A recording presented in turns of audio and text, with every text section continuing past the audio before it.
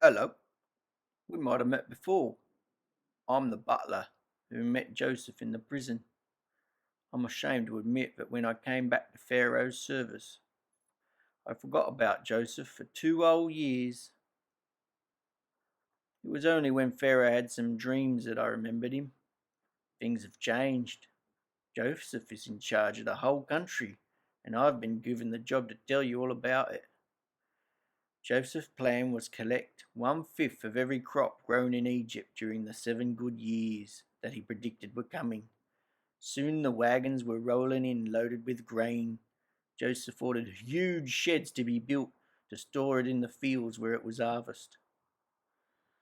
As the good years continued, there was soon so much grain that they stopped counting. It was like counting the grains of sand on the beach.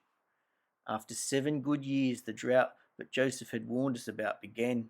The crops began to fail. When Pharaoh was asked for food, he said, "Go to Joseph and do what he tells you to do." Joseph opened the storehouses and sold grain to the Egyptians. Soon people from surrounding countries who were badly affected by the drought were joining the queue. When Jacob, Joseph's father, heard that there was grain in Egypt, he sent, he sent 10 of his sons to buy some, keeping only Benjamin, the youngest boy, at home. Jacob was afraid that something might happen to him. They did not recognize him, but he knew who they were. He pretended not to know them. "Where do you come from?" he asked. They explained that they came from Canaan.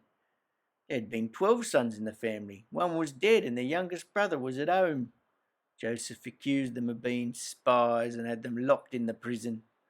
They were kept under guard for 3 days until Joseph allowed them to take the grain back to their starving families. Joseph kept Simeon, one of her brothers, as an hostage.